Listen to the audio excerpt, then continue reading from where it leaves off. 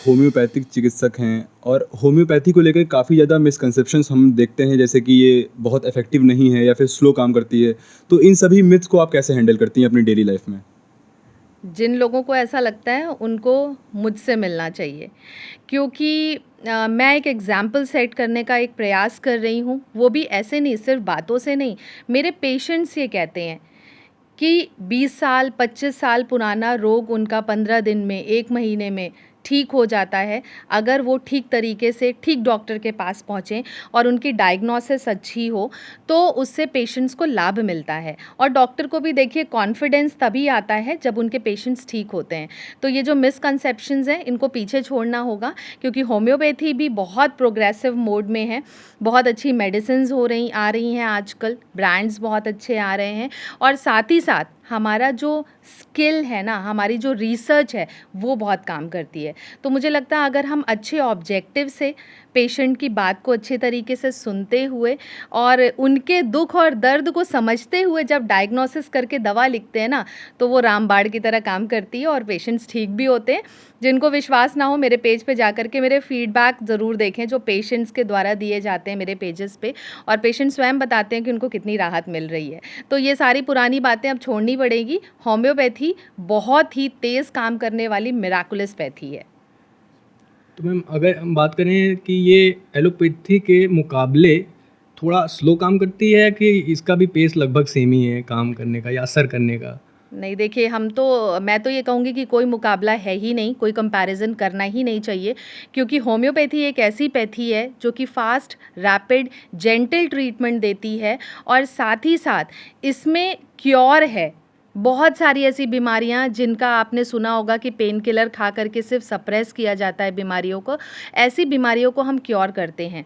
Arthritis, lumbar lordosis, HLA-B27 positive, dysmenorrhea, uterus fibroid, thyroid, diabetes, मतलब कौन सी ऐसी चीज़ आप मुझसे गिनवाना चाहोगे जिसको मैं आपको बता दूं कि ऐसी तमाम बीमारियां हैं जिसका मैंने क्योर किया है। और माइग्रेन जैसी बीमारी अक्सर आप लोगों ने बहुत जेन्युइनली किसी से भी सुनी होगी जनरली कि माइग्रेन हो गया तो जीवन भर दवा खाते रहो, एलर्जी हो गई तो जीवन भर दवा खाते रहो, स्किन की एलर्जी हो गई, एलर्जिक राइनाइटिस हो गई, लोग जीवन भर दवाई खाते ही रहते हैं। होम्योपैथी ट्रीटमेंट लीजिए, 2 से 3 महीने ट्रीटमेंट लीजिए और बीमारियों से छुटकारा पाइए। तो मैम हम बात करेंगे जब एक फ़ीमेल आपकी जैसी मैम जब एक समाज में स्ट्रगल करके इस तरह से इतनी ऊंची मुकाम हासिल करती हैं, तो उनको क्या-क्या बायसनेस फेस करनी पड़ती है या फिर कुछ समस्याएं जो भी आती हैं एक वुमेन को इतने नीचे से इतना ऊपर आने के लिए? देखिए, जीवन में समस्याएँ तो आती ही रहेंगी क्योंकि ये जीवन है और हर किसी के जीवन में ये समस्याएँ आती हैं। मेरी कोई लीगेसी नहीं रही है, if I talk about politics, if I talk about my social work, कोई लीगेसी मेरी नहीं रही है। बचपन से एक सोच रही, संस्कार रहे माता-पिता के दिए हुए और उसी ऑब्जेक्टिव पे काम कर रही हूँ। मुझे लगता है कि मुश्किलें आती रहेंगी, लेकिन हमें लड़ना भी आना चाहिए और life is not bed of Roses, संघर्ष तो करना पड़ेगा और जीवन में यदि आगे बढ़ना है, विज़न सेट करना होगा, गोल सेट करना होगा। कठिनाइयों से मैं कभी डरी नहीं हूँ। निरंतर लोग मेरी आलोचना भी करते हैं, पढ़ाई के साथ, लेकिन मैं ये समझती हूँ कि निंदक को भी नियरे ज़रूर रखना चाहिए क्योंकि ये लोग आपको आगे बढ़ाने में बहुत हेल्प आउट करेंगे। जब आपसे ये कहेंगे कि तुमसे नहीं हो पाएगा, तो और हिम्मत आती है कि मैं करके दिखाऊँगी। तो ऐसा जीवन में होता रहा है, लेकिन संघर्षों से मैं कभी डरी नहीं और जीवन में ऐसे ही संघर्ष करते रहूँगी। प्रयास मेरा ये रहेगा कि मैं और लोगों के लिए भी एग्ज़ाम्पल सेट हो सकूँ, कर सकूँ। मैम, अगर आज के पर्सपेक्टिव में देखें तो आपको क्या लगता है कि हेल्थ केयर और पॉलिटिक्स में बहुत ज़्यादा करप्शन बढ़ गया है? तो इस पर आप कुछ कहना चाहेंगी? ऐसा बिल्कुल भी नहीं है। Who said this to you? मैं अगर बोलूँ तो अगर इस तरीके से देखा जाए तो हर सेक्टर में जो है करप्शन है क्योंकि हर सेक्टर में लोग फ़ायदा उठा रहे हैं हर चीज़ों का। लेकिन किसी पर्टिकुलर सेक्टर को बदनाम करना और कुछ लोगों की वजह से वो उचित नहीं है क्योंकि पॉजिटिव और नेगेटिव हर जगह पे होती हैं। अभी जैसे आप बात कर लें हेल्थ सेक्टर की, तो बहुत सारे लोग ये कहते हैं कि डॉक्टर्स लुटेरे हैं, तो हम हॉस्पिटल में गए तो मेरा इतना लंबा बिल बना दिया। आप चूज़ करो ना कि आपको किस हॉस्पिटल में जाना है। आप जैसी फैसिलिटीज़ लेंगे उस हिसाब से आपके बिल्स बनेंगे, और आपको पता है कि आप जिस हॉस्पिटल में जा रहे हैं, लास्ट मोमेंट डॉक्टर आपकी मदद करने के लिए वहाँ खड़ा है। वो आप उसको तब भगवान का रूप मानते हैं। और आप ये समझिए, बहुत बड़ा स्ट्रक्चर देना, फैसिलिटी देना, ये भी छोटी बात नहीं है। आपके जो 11th आवर जो मुश्किल की घड़ी थी, उस घड़ी में वही डॉक्टर, वही हॉस्पिटल आपके काम आया। बाकी छोटे मोटे केसेस जो होते हैं तो अपवाद हर जगह हैं, मैं उसका बिल्कुल भी समर्थन नहीं करती हूँ, जो गलत होता है, जो गलत बिल्स बनाते हैं। लेकिन डॉक्टर हमेशा अपना ये प्रयास करता है कि वो मरीज़ की सेवा कर सके, मरीज़ की जान बचा सके, अपनी जान पे खेल करके।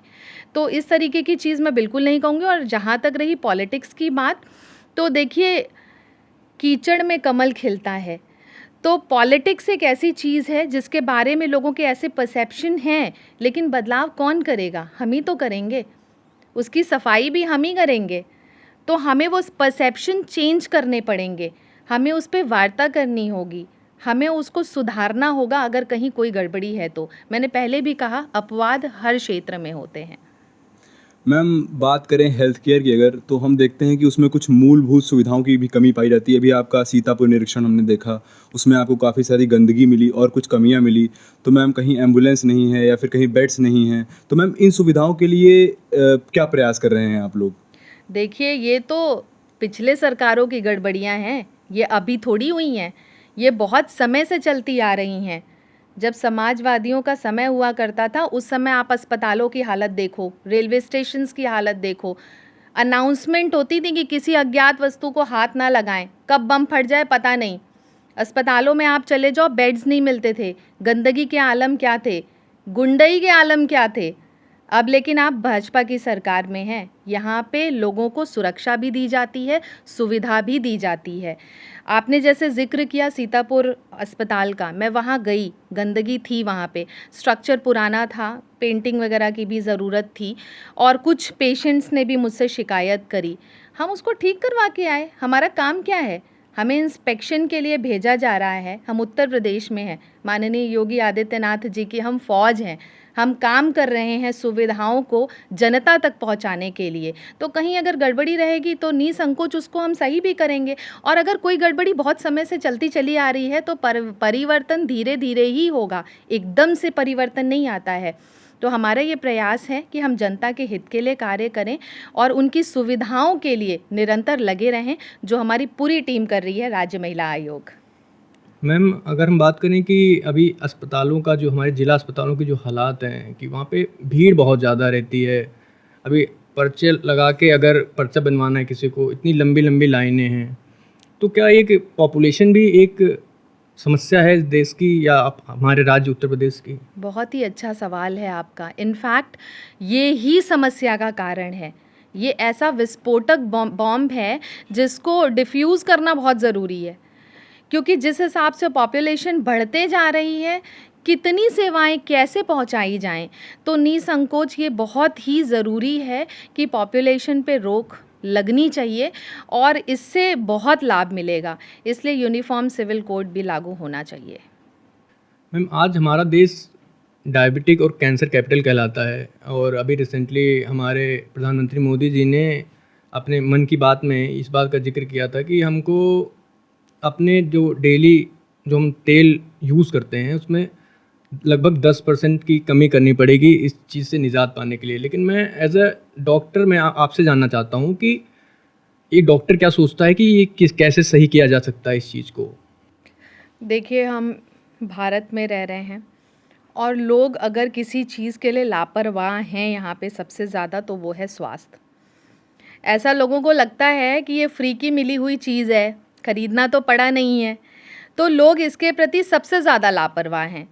अभी अगर कोई गाड़ी खरीद करके ले आएंगे तो उसकी प्रॉपर सर्विसिंग करवाएंगे, मेंटेनेंस करवाएंगे, रोज़ उसकी साफ़ सफाई भी करेंगे। सेहत के लिए कितने लोग डेली योगा करते हैं, कितने लोग जिम जाते हैं, कितने लोग वर्कआउट करते हैं। मतलब अगर कह दो ना आप, तो 40 मिनट किसी के पास नहीं है अपने लिए वर्कआउट के लिए निकालने के लिए। और साथ ही साथ आप देख रहे हैं कि जिस हिसाब से समय चल रहा है, लोगों का स्ट्रेस का लेवल बढ़ता जा रहा है। चाहे वो उनका प्रोफेशनल हो, चाहे पर्सनल लाइफ हो। तो ये सारी चीज़ें रोग का कारण बनती हैं। डायबिटीज़ की आपने बात की, ये कोई रोग नहीं है, ये रहन सहन का दोष है। ये लाइफस्टाइल मैनेजमेंट अगर हम ठीक से अपना नहीं कर रहे हैं तो वो कहने की बात हो गई कि हमारे हेरिडिटरी में चल रहा है, मेरे मम्मी को है, पापा को है, दादा को था, इस वजह से मुझे हो गया। नहीं, अगर उनको था तो आपके लिए वो अलार्मिंग है, आपको अलर्ट हो जाना है, आपको 40 मिनट की वॉक ज़रूर करना है खुद को स्वस्थ रखने के लिए। तो जैसा कि आपने अभी बताया कि हमारे देश के यशस्वी प्रधानमंत्री जी ने कहा कि 10% ऑयल का कंजम्पशन कम करें, तो नो डाउट ये बहुत आवश्यक है कि हम ऑयल का कंजम्पशन कम करें और अपनी लाइफस्टाइल को एक्टिव ज़रूर रखें, क्योंकि सभी की लाइफस्टाइल आजकल सीडेंट्री हो चुकी है, जो कि तमाम रोगों का कारण बन रही है। तो मेडिटेशन, योगा, वर्कआउट और न्यूट्रिशियस डाइट का ध्यान रखना बहुत आवश्यक है। मैम, पुराने समय से अगर कंपेयर करें तो आप लोकसभा देखिए, विधानसभा देखिए उत्तर प्रदेश में, मैम महिलाओं का पॉलिटिकल रिप्रेजेंटेशन कुछ घटा है। तो मैम ये क्या राजनीतिक इच्छा शक्ति की कमी है या किन्हीं अन्य कारणों का परिणाम है? मुझे तो लग रहा है कि राजनीतिक इन्वॉल्वमेंट बढ़ा होगा महिलाओं का। मेरे पास बहुत ग्राफ तो नहीं है, बट मुझे लगता है कि अब महिलाएं राजनीति में भी अपना पार्टिसिपेशन उतना ही दे रही हैं और हमारे देश के यशस्वी प्रधानमंत्री के मार्गदर्शन में हम सशक्त भी हो रहे हैं और बहुत कॉन्फिडेंट हैं इस चीज़ को लेकर के कि अगर हम पॉलिटिक्स में अपना फ्यूचर, अपना करियर देखते हैं, इस देश का, हमारी देश की जो आधी आबादी है महिला शक्ति हैं, उनका प्रतिनिधित्व करना चाहते हैं, तो ये बेस्ट अपॉर्चुनिटी है, बेस्ट टाइम है, क्योंकि इस देश के प्रधानमंत्री हमें हर जगह पे 50% की भागीदारी दे रहे हैं। तो ये हमारे लिए बहुत ही उत्कृष्ट समय है और महिलाओं को भी आगे बढ़ के आना चाहिए। देखिए, कारण इसके पीछे क्या होता है कि यूजुअली पेरेंट्स जो होते हैं वो अपनी बेटियों को कहते हैं कि डॉक्टर बनो, इंजीनियर बनो, टीचर बनो, लेकिन कभी ये नहीं कहते कि पॉलिटिशियन बनो। तो मोस्ट प्रोबेबली रीज़न यही है कि पॉलिटिक्स को इतना सेफ़ नहीं समझते पेरेंट्स। लेकिन वही है कि जब कोई चीज़, एक विचारधारा चलती आ रही है तो उसको तोड़ने का भी काम हमारे जैसे लोग ही करेंगे। जब हम बेहतरीन कार्य करेंगे, कॉन्फिडेंट हो कर के लोगों की मदद करेंगे और ये बताएंगे कि हमें यहाँ पे एक बेहतरीन एनवायरनमेंट मिल रहा है और ऐसा बिल्कुल नहीं है कि अगर आप पॉलिटिक्स में हैं तो आपका उत्पीड़न होगा, ऐसा बिल्कुल भी नहीं है। समझने की ज़रूरत है, बेहतरीन शिक्षा लेने की ज़रूरत है और बेहतरीन रिप्रेजेंटेशन की ज़रूरत है। चीज़ें अपने आप परिवर्तित होंगी। जैसा आपने अभी बताया कि पेरेंट्स सेफ फील नहीं करते हैं अपने चाइल्ड को इधर पॉलिटिक्स में भेजने के लिए, वुमेन को भेजने के लिए। अभी 2022 की एनसीआरबी की रिपोर्ट है कि क्राइम अगेंस्ट जो वुमेन है उसके लिए लगभग 65,743 एफआईआर दर्ज हुई हैं हमारे उत्तर प्रदेश में। तो मैम, इसकी रोकथाम के लिए क्या कार्य किए जा रहे हैं और इसकी वजह से वुमेन की सुरक्षा जो है कैसे निहित की जा सकती है?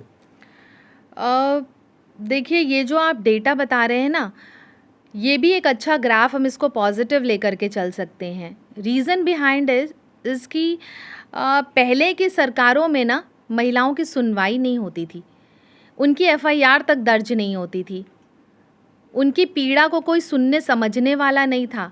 उनके ऊपर डोमेस्टिक वायलेंस होते थे, सामाजिक वायलेंस होते थे, वो आवाज़ भी उठाती थीं तो उनकी रिपोर्ट नहीं दर्ज की जाती थी। आज हम उत्तर प्रदेश में हैं, जो कि उत्तम प्रदेश बनने की तरफ अग्रसर है और माननीय योगी आदित्यनाथ जी के संरक्षण में महिलाओं को कम से कम उनकी आवाज़ बुलंद करने का मौका मिल रहा है। महिलाएं अपना पक्ष रख पा रही हैं। यदि उनके ऊपर उत्पीड़न हो रहा है तो उनके लिए एक और सेल देखिए रिफॉर्म की गई है, राज्य महिला आयोग बनाया गया है। महिला आयोग, अगर ऐसे महिलाओं की कहीं कोई सुनवाई नहीं हो रही है जो पीड़िता हैं, तो वो हमारे पास आएँ, हम उनको त्वरित न्याय की तरफ ले जाएंगे, हम उनकी पीड़ा को कम करेंगे, न्याय दिलाएंगे और साथ ही साथ सरकार की योजनाओं का भी लाभ दिलवाएं। इसलिए ही हमें अपॉइंट किया गया है। तो नो डाउट इन सरकारों में हम देख सकते हैं कि महिलाओं को समृद्ध, सशक्त बनाने का पूरा प्रयास किया जा रहा है। मैम, अगर हम एक तरफ देखें महिला उत्पीड़न से भी परेशान हैं, और दूसरी तरफ अगर हम देखें तो जो हमारे लॉज हैं वो जो पुरुष के लिए बहुत रिजिड हैं। अभी आजकल बहुत सारे केसेस ऐसे आए हैं जिसमें पुरुष लोग सुसाइड कर रहे हैं इस वजह से कि वो गलत एफआईआर दर्ज करा देती हैं वुमेन्स उनके अगेंस्ट, या जो लॉज हैं उनका मिसयूज़ करती हैं। तो आप इन दोनों चीज़ों को कैसे टैकल करती हैं कि देखिए, राज्य महिला आयोग बना तो ज़रूर है, लेकिन हम महिलाएं ये भी सुनिश्चित करते हैं कि किसी पुरुष के साथ अन्याय ना हो। ये भी हमारा कर्तव्य और धर्म बनता है। लेकिन आज जैसे आप बात कर रहे हैं कि पुरुष के ऊपर उल्टे सीधे केसेस कर दें, बिल्कुल ये गलत है। लेकिन निरंतर महिलाओं को फांसी चढ़ा दिया गया, आग लगा दिया गया, मार दिया गया जान से, और कितनी ब्रूटली मर्डर किया जाता है, ये केसेस आपने बहुत सुने होंगे। तो संवेदनाओं की अगर हम बात करें तो बहुत आवश्यक है कि ठीक तरीके से केस को समझते हुए, एनालाइज करते हुए, साक्ष्यों के साथ ही किसी न किसी निष्कर्ष पे पहुंचना चाहिए। मैम, अभी हमने रिसेंट में देखा कि एक हाउस अरेस्ट नाम की वेब सीरीज़ आ रही है, और मैम अभी कुछ समय पहले इंडियाज़ गॉट लेटेंट भी काफ़ी चर्चा का विषय बना हुआ था। तो मैम, आपको लगता है कि वल्गैरिटी और एंटरटेनमेंट के बीच की जो लाइन है वो ख़त्म होती जा रही है, और महिला आयोग इसके लिए कितना सीरियस है? बिल्कुल सही कहा आपने। अभी ये जो हाउस अरेस्ट का हमने देखा, अजाज़ खान, इतनी गंदगी ऑन कैमरा ये लोग फैला रहे हैं। हम भारत में रहते हैं, संस्कृति, कल्चर, हमारी जो व्यवस्थाएं हैं उनसे हट करके समाज में क्या परोस रहे हैं ये सोशल मीडिया के माध्यम से खुद को पॉपुलर बनाने के लिए, फेम के लिए, और सबसे ज़्यादा पैसे के लिए इन चीज़ों का इस्तेमाल किया जा रहा है। और मुझे लगता है कठोरतम कानून बना करके इन लोगों के ऊपर एक्शन होना चाहिए। जैसा कि अभी आपने चर्चा किया, इंडियाज़ गॉट लेटेंट, समय राणा का जो शो था, उसमें इतनी वाहियात बातें करते हुए ये लोग शो पे दिख रहे हैं। और ये जब इनका शो आया तो सबने इसका विरोध किया। जब विरोध हुआ तो ये और पॉपुलर हुए। अभी तक ये इंडिया में शो कर रहे थे, अब फॉरेन में भी जाके शो कर रहे हैं। एफआईआर भी हुई इनके नाम पे, लेकिन उस एफआईआर का परिणाम क्या हुआ? क्या उसको कोई सज़ा मिली? उसको सज़ा नहीं मिली, वो तो और पॉपुलर हो गया।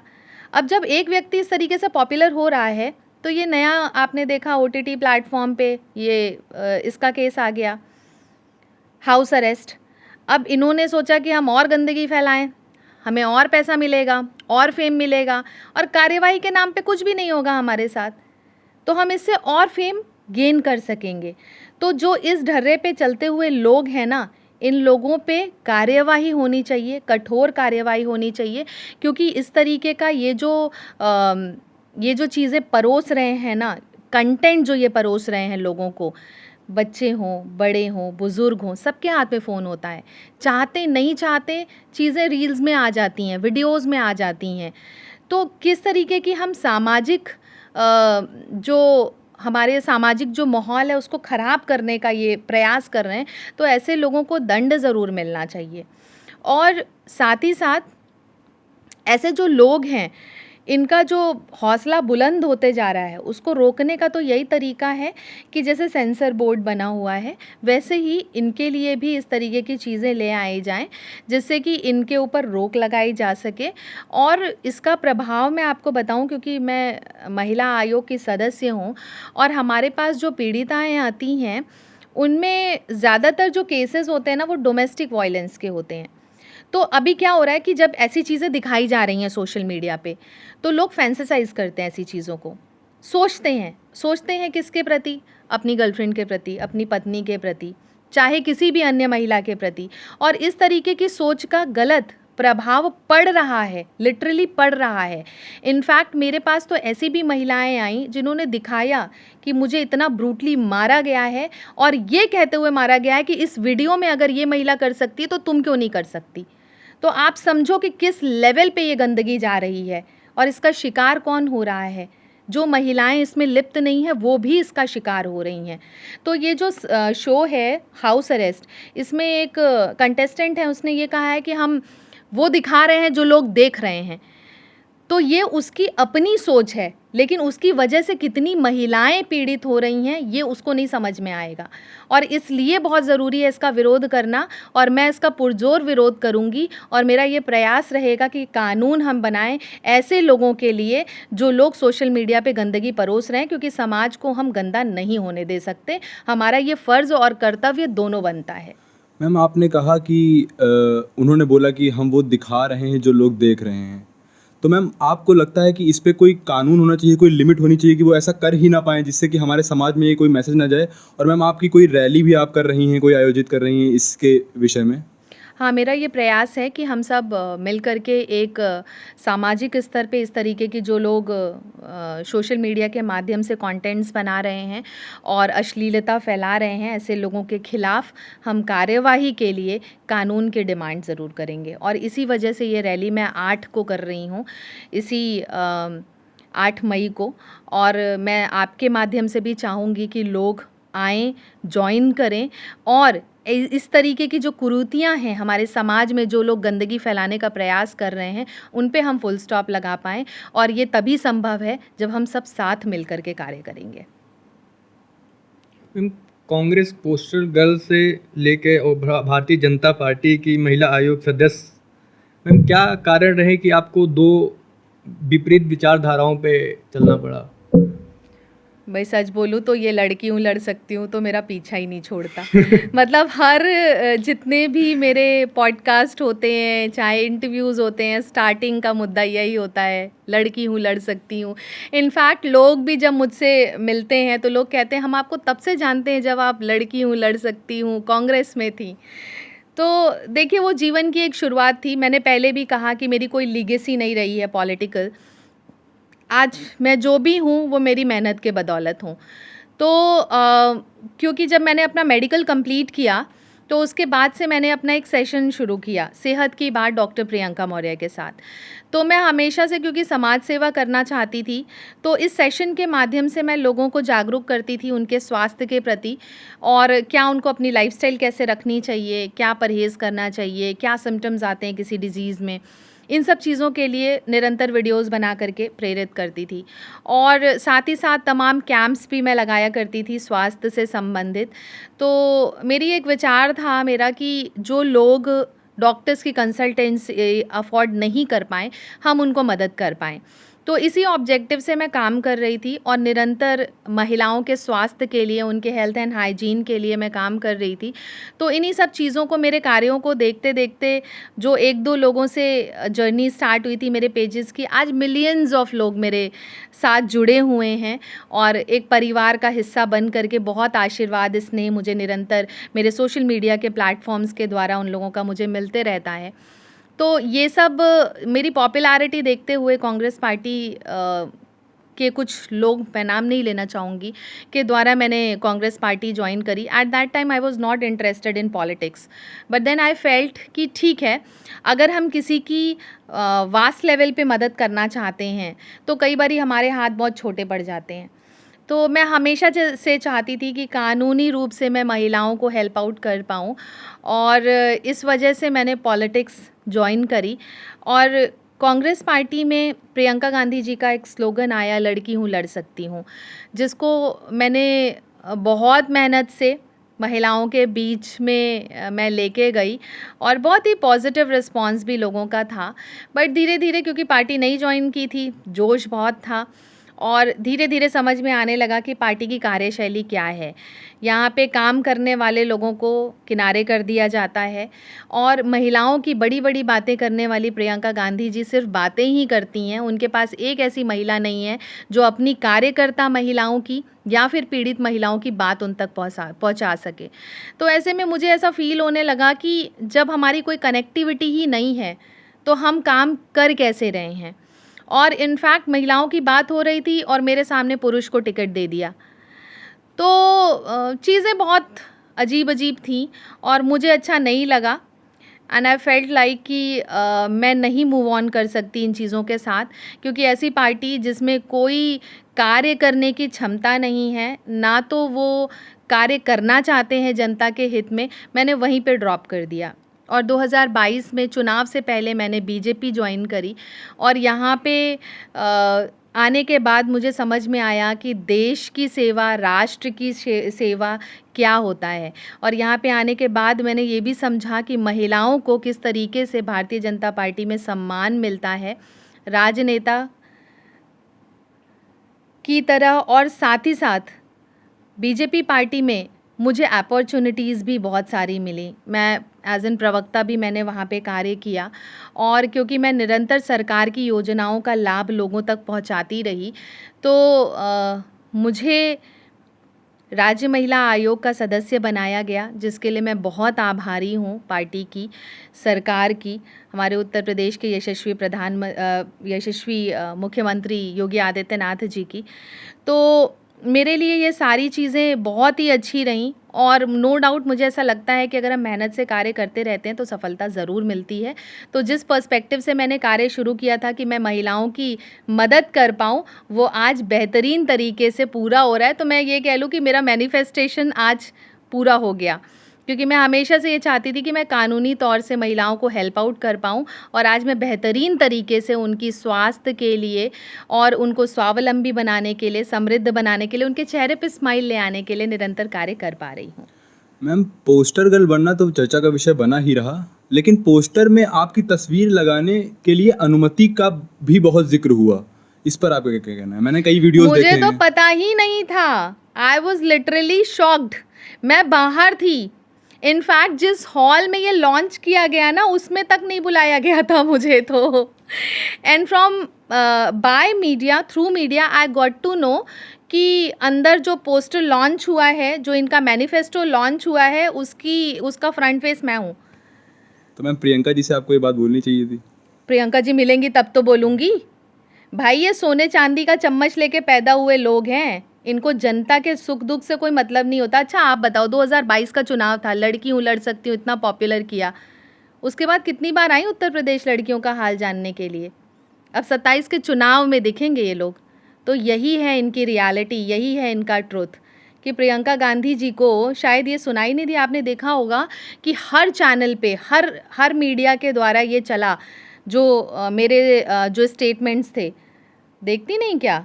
वो चैनल्स भी नहीं देखती। उनको नहीं लगा कि उनको कॉन्टैक्ट करना चाहिए, कि जहाँ वो लड़कियों की बड़ी बड़ी बात कर रही हैं, वहाँ उन्हीं की पार्टी के एक कार्यकर्ता के साथ अन्याय हो रहा है।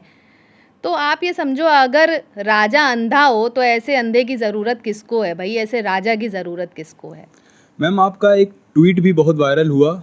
जस्ट आप बीजेपी में जाने से पहले आपने ट्वीट किया था, लड़की हूँ लड़ सकती हूँ पर टिकट नहीं पा सकती क्योंकि ओबीसी थी। आपकी विधानसभा सरोजनी नगर से तैयारी थी, लेकिन टिकट नहीं मिला। क्या प्रकरण था मैम पूरा? प्रकरण यही था कि मेरे सामने एक पुरुष को टिकट दे दिया गया, मेरे फेस का इस्तेमाल किया गया, being an OBC face, being an popular face, social media पे लोगों के बीच में, जनता के बीच में जाना, उनकी मदद करना, और पॉपुलैरिटी के बेस पे इन लोगों ने मुझे चेहरा तो बनाया, लेकिन चेहरा एक मोहरे की तरह इस्तेमाल करना चाहते थे, जो मैंने होने नहीं दिया, और मैंने उसका विरोध किया। मुझे लगता है अगर कहीं पे भी आपको ऐसा लग रहा है कि आपके साथ गलत हो रहा है तो उसका विरोध करना चाहिए, और मैंने पुरजोर विरोध किया उसका। महिलाओं में खासकर ग्रामीण जो महिलाएं होती हैं, उनमें बहुत पोषण की कमी देखने को मिलती है। महिलाएं क्या, पुरुषों में भी पोषण की कमी देखने को मिलती है, बट एज़ कम्पेयर टू पुरुष, महिलाओं में ज़्यादा इस चीज़ की कमी देखने को मिलती है। तो मैम, आपका दौरा तो होता ही रहता है ग्रामीण इलाकों में, तो आप लोग क्या सुझाव देते हैं? आप हमारे पॉडकास्ट के माध्यम से, जो सब लोग देख पाएँ, पूरा देश देखेगा इसको, तो आप क्या टिप्स देना चाहती हैं वुमेन्स को? पोषण की कमी के लिए सबसे पहले तो मैं ये मैसेज देना चाहूँगी कि आप अपने परिवार का ध्यान रखें, लेकिन उससे पहले खुद का ध्यान रखें। सबसे जो मेजर इशू आता है महिलाओं के साथ, वो यही होता है कि वो अपने परिवार को देखती हैं, अपने बच्चों को देखती हैं। स्पेसिफ़िकली बच्चा होने के बाद भी बच्चे की केयर करती हैं, लेकिन खुद की केयर नहीं करती हैं।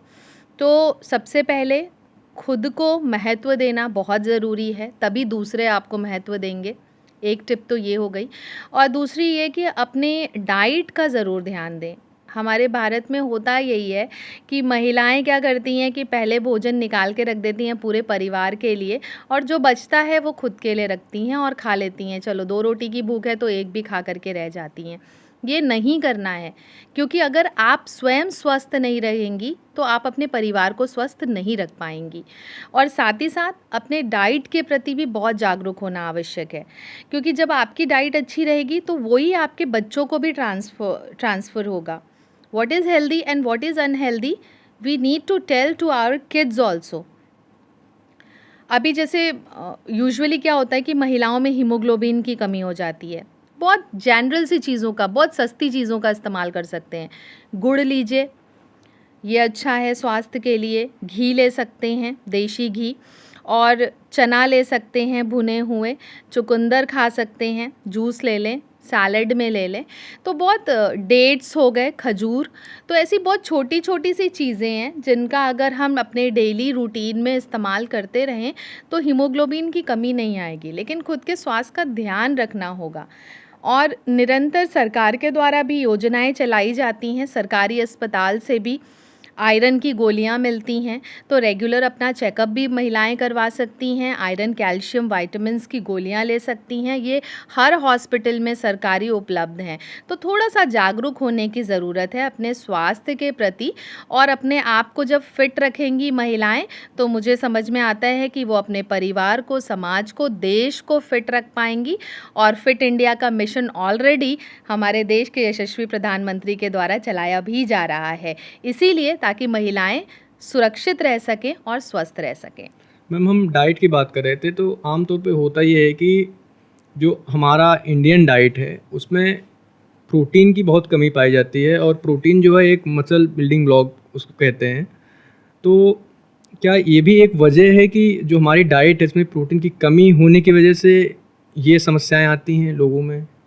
देखिए, प्रोटीन है, फैट है, कार्बोहाइड्रेट है, तो हर तरीके के न्यूट्रिशन की बॉडी को आवश्यकता है और लोगों को पता भी होता है।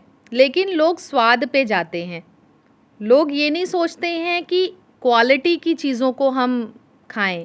लोगों का क्या है कि अच्छा पेट भर गया, लोगों का फोकस क्वांटिटी होता है। तो मैं ये भी कहना चाहूँगी कि क्वालिटी पे फोकस करें, न्यूट्रिशियस डाइट लें। जो भी पोषण है वो संपूर्ण पोषण का उनको जो है इनटेक करना चाहिए खुद को स्वस्थ रखने के लिए। मैम, एआई ने लाइफ को काफ़ी इजी बना दिया है, लेकिन अगर हम देखें तो एआई के माध्यम से बहुत ज़्यादा क्राइम्स हो रहे हैं। खासकर अगर वुमेन के विषय में हम बात करें तो बहुत ज़्यादा क्राइम्स हो रहे हैं। फ़ोटोज़ बना ली जाती हैं, वीडियोज़ बना लिए जाते हैं। तो ऐसे सिचुएशन में वुमेन्स को क्या करना चाहिए और क्या नहीं करना चाहिए, वो लोग बहुत ज़्यादा कन्फ्यूजन में आ जाते हैं। फिर सुसाइड्स होते हैं और ऐसी घटनाएं होती हैं। तो आप हमारे माध्यम से अगर कुछ बताना चाहें कि ऐसे सिचुएशन में क्या करना चाहिए, कैसे सरकार हेल्प कर रही है उन लोगों को? देखिए, साइबर क्राइम सेल्स भी बनाए जा रहे हैं हर ज़िले में। अभी मैं आज़मगढ़ गई हुई थी, मेरी जन सुनवाई थी वहाँ पे। एक बच्ची मेरे पास आई 16 साल की, और वो बहुत रो रही थी। उसने मुझे बताया कि उसकी फ़ोटोज़ और वीडियोज़ को मॉर्फ किया गया है और उसको, उसके परिवार को, सभी को धमकियाँ दी जा रही हैं। तो हमने साइबर क्राइम में उसकी जो कंप्लेंट थी उसको फॉरवर्ड किया, और उसके द्वारा हमारे लिए ये ईज़ी हो जाता है कि हम ट्रैक कर पाते हैं कि आखिर ऐसे कौन संदिग्ध व्यक्ति हैं जो इस तरीके की चीज़ों को कर रहे हैं, इन चीज़ों में लिप्त हैं। तो सरकार ने तमाम ऐसी चीज़ें कर रखी हैं ऑलरेडी, जो कि लोगों को हेल्प आउट करती हैं, बट लोगों को पता नहीं होता है इन चीज़ों के बारे में।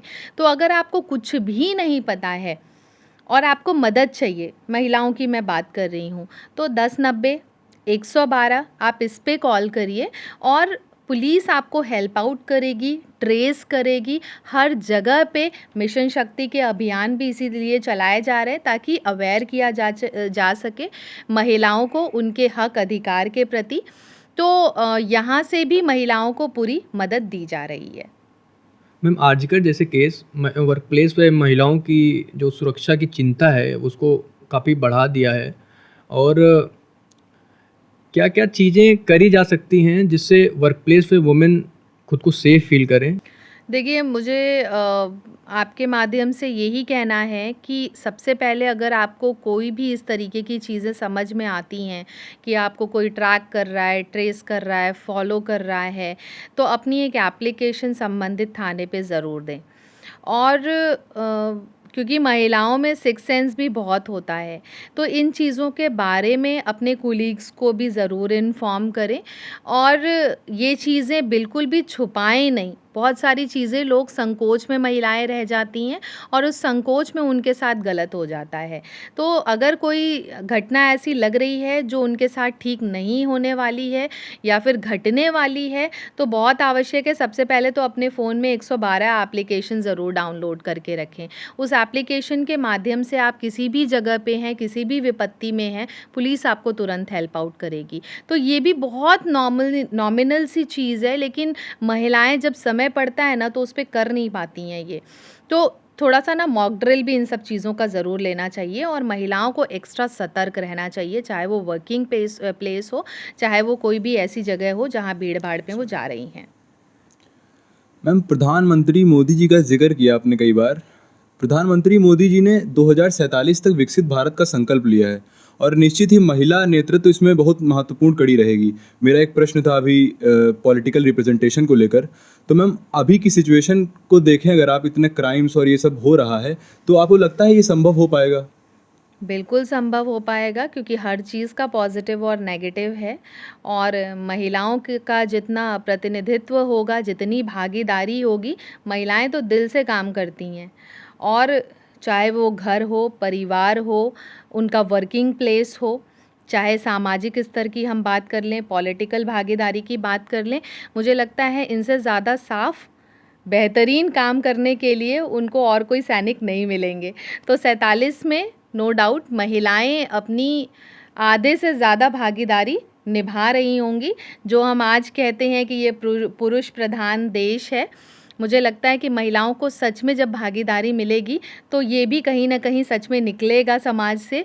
और क्योंकि निरंतर महिलाएं लगी हुई हैं और हर क्षेत्र में बेहतर कर रही हैं। आप शिक्षा की ही बात कर लीजिए, लड़कियां हमारी अव्वल आ रही हैं, चाहे वो 12th का एग्ज़ाम हो, 10th का एग्ज़ाम हो, नीट के पेपर्स या IIT के पेपर्स हों। अभी हमने देखा IAS का भी जो पेपर हुआ उसमें भी। तो महिलाएं तो कर रही हैं और डरने की ज़रूरत तो पुरुषों को है। मैम, अभी कांग्रेस पार्टी का जिक्र हो रहा था कि वहाँ से आपने प्रयास किया और आपकी जगह किसी और को टिकट दे दिया गया था। तो क्या 2027 में क्या यूपी से आपका दावेदारी पेश करेंगी आप? मैं निरंतर कार्य कर रही हूँ अपनी पूरी निष्ठा के साथ, लगन के साथ। और मेरी पार्टी को अगर ये लगेगा कि मैं कहीं से चुनाव लड़ने लायक हूँ और मुझे अगर ये ज़िम्मेदारी दी जाएगी तो उसका निर्वहन मैं पूरी तरीके से करूँगी। कुछ तो महत्वाकांक्षा होगी ना मैम?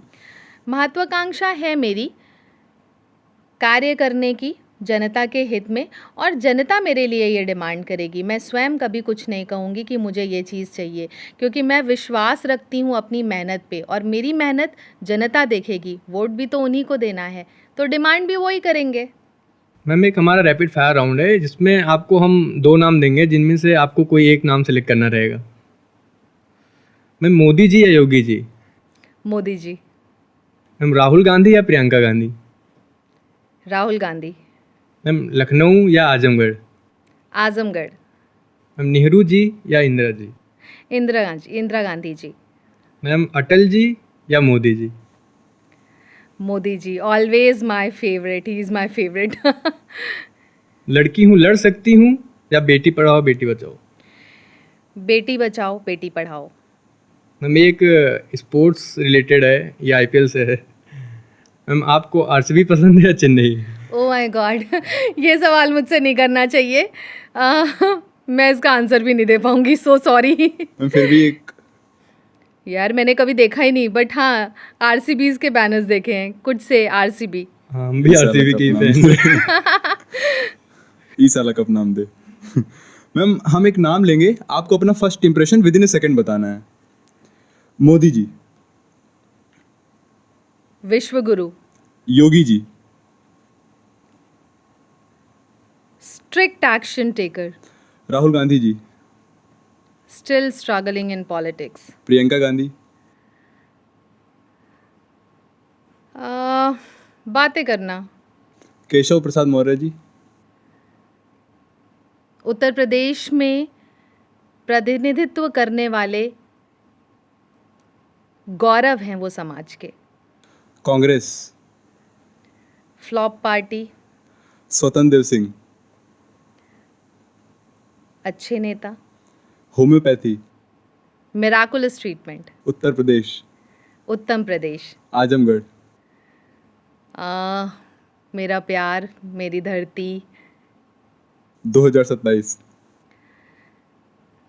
महिलाओं की ज़्यादातर भागीदारी राजनीति में। मिलते हैं एक अगले एपिसोड में इसी नए जज्बे के साथ, एक नए मेहमान के साथ। धन्यवाद।